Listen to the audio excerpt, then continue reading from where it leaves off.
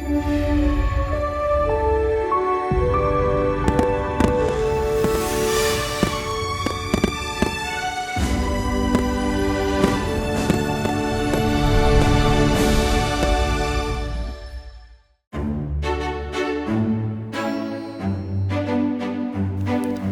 pozdravljeni in dobrodošli v mojem knjižnem kotičku.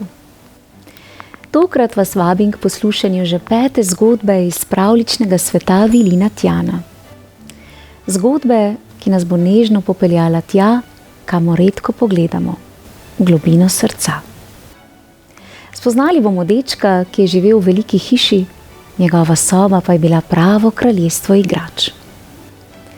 Police so se kar šibile pod težo različnih igrač. Tla so bila prekrita z vozili, roboti, kockami in zakladi domišljije. Pa vendar je v tem dečkovem kraljestvu vladalo nekaj, česar se ni dalo prijeti ali kupiti. Tiha osamljenost. In na božično jutro je deček pod smrečico našel kup daril. Enega za drugim je odpiral, dokler ni ostal le še en sam paket, zavit v zlat papir. In ko ga je previdno odprl, je obstal. Njem ni bilo tovornjaka, ki si ga je zaželel. Le kaj se je skrivalo v paketu? Predlagam, da se udobno namestimo in prisluhnemo 5. zgodbi iz serije dogodivščin Vilin Tjana, ki je nastala izpod peresa avtorja Boštjana Gorenška z naslovom Kako je Vilin Tjan razrešil najglobljo skrivnost srca.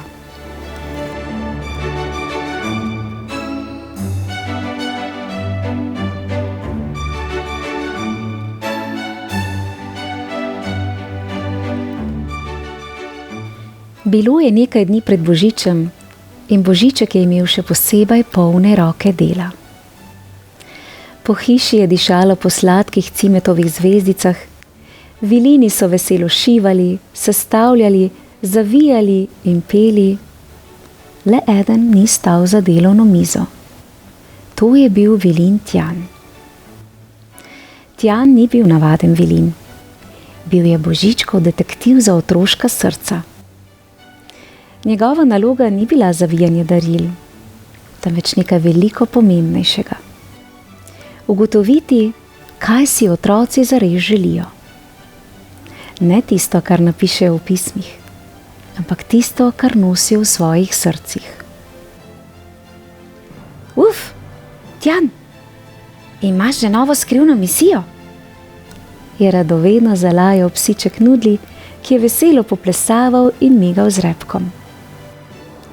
Seveda, tokrat moram odkriti željo, ki je skrita zelo globoko v srcu, je odvrnil Tjan. Tjan je skozi svoje čarobno povečevalno steklo opazoval dečka. Ime mu je bilo Luka. Živel je v veliki hiši in njegova soba je bila pravo kraljestvo igrač. Kocke so se šopirile do stropa, dirkalne steze so se vile pod posteljo, dinozavri so rjoveli iz vseh kotov, roboti piskali in utripali, police pa so se šibile pod težo družabnih iger. A v tem pisanem kraljestvu je vladala osamljenost. Luka je bil kralj brez prijatelja. Edini, ki mu je lahko zaupal vse svoje skrivnosti, je bil tolovajček, mehak zmajček z bleščečimi krili. Skupaj sta premagovala namišljene pošasti in gradila zračna mesta. Nekega večera je Luka tolovajčka stisnil k sebi in mu zašepetal. Ko bi le imela nekoga, ki bi se igral z nama. V njegovem pismu Božičku pa je bilo narisano nekaj povsem drugega. Ogromen tovornjak z laserskimi topovi, bleščečimi platišči in napisom čez pol strani. Najnovejši super turbo laserski tovornjak. Tjan si je zapisal. Pismo, tovornjak. Srce, prijatelj. Naloga, jasna. Živahno je odhitel do Božičkove pisarne, kjer je gospa Božičkova ravno štela piškote, Božiček pa je zadovoljno bral pisma. Psiček Nudli mu je zvesto sledil. Božiček, vem, kaj moram storiti za Luka, je rekel Tjan. Božiček se je široko nasmehnil, pomežiknil in rekel: Ali bomo letos spet naredili nekaj čarobnega, dragi Tjan? Mislim, da imam najboljši načrt doslej, je Tjan odločno prikimal. In že sta s psičkom Nudljem odhitela na delo. Napočilo je božično jutro in Luka je v pižami pritekel do smrečice. Pod njo ga je čakala gora daril. Trgal je papir, odpiral škatle, se smejal in skakal. Na koncu je pod smrečico ostal le še en sam paket, zavit v zlat papir. Previdno ga je odprl in okamenel. V škatli ni bilo tovornjaka. Bil je plišasti zmajček, popolnoma enak kot njegov tolovajček. Zraven je bilo kratko sporočilo: Najlepše darilo je tisto, ki ga deliš. V.T. To ni prav, je vzklikal Luka. To že imam. To ni to, kar sem želel. Zmajčka je jezno zalučal v kot in odvihral v sobo. S sosednje strehe je prizor opazoval Vilin Tjan, ob njem pa je zaskrbljeno cvilil psiček Nudli. Samo počakaj, Luka. Darilo je šele na pol poti, je mirno dejal Tjan. Ko se je nevihta v Lukovem srcu polegla, je stopil do okna. Snežinke so nežno padale z neba, ulice pa so bile polne prazničnih lučk. Na sosednjem vrtu je zagledal deklico Majo. V roki je držala suho vejo in z njo risala po snegu. Ob njej je sedel majhen plišast medvedek z enim samim svetlečim očesom. Maja se je smehljala in pogovarjala z njim, tako kot se on pogovarja s tolovajčkom. Lukov pogled je ušel nazaj v sobo, k tolovajčku, k zmajčku v kotu. Takrat je Luka spoznal nekaj zelo pomembnega. Zmajček ni bil zanj, bil je za Majo.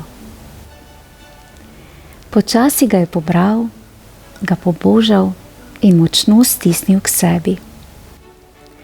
Nato je obul škornje in stopil na zasneženi vrt. Živjo, je plašno rekel pri ograji. Maja ga je pogledala. Moj zmajček tolovajček ima bratca, je rekel in ji pokazal zmajčka. Mislim, da bi se odlično razumel s tvojim medvedkom. Maja je prikimala, oči so se ji zasvetile. Skupaj z medvedkom sta šla do ograje, kjer je Luka izročil zmajčka. Kako mu je ime? Je vprašala. Nima še imena. Mogoče ga lahko ti poimenuješ. Z Majo sta se igrala, smejala, gradila snežne utrdbe in letela z zmajčkoma na luno in nazaj. Njun smeh je bil glasnejši od kateregakoli laserskega tovornjaka. In tako so se začeli dnevi, ko Luka in zmajček tolovajček nista bila več osamljena. Tistega večera je na strehi sosednje hiše igrivo zacingljal zlat zvonček. Visoko zgoraj, na robu dimnika, si je Vilin Tjan popravil šal in zadovoljno prikimal psičku Nudlju, ki je komaj čakal, da izve vse podrobnosti. Svoj čarobni zvezek je z zlatim peresom zapisal: Operacija pozabljeno darilo. Zaključena. Na to je ponosno dejal: še en otrok ima prijatelja. Nudli je od veselja 3-krat zalajal, na kar sta s pomočjo čarobnega zlatega prahu izginila v noč, Božičkov dom, kjer so jo že čakali radovedni vilini, čokoladni svedrčki in vroč čaj.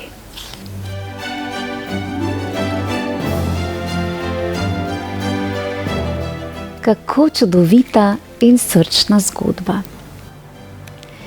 Vilen Tjan nas je tudi tokrat spomnil, da največja darila niso vedno zavita v svetleč papir in velike mašne. Včasih pridejo darila brez bleščic, a s seboj prinesejo nekaj veliko dragocenejšega. Občutek bližine, razumevanja in topline. Luka je počasi spoznal, da igrače same po sebi ne zapolnijo praznine v srcu. To zmorejo le iskreni prijatelji, pristni pogovori, skupni trenutki, ki nas navdajajo s prijetnim občutkom, da nismo sami. In prav to je tista skrivnost, ki jo je Vilen Tjan nežno razrešil. V mojem knjižnem kotičku pa lahko prisluhnete še ostalim 4 zgodbam Vilena Tjana. Prijazno vabljeni k poslušanju.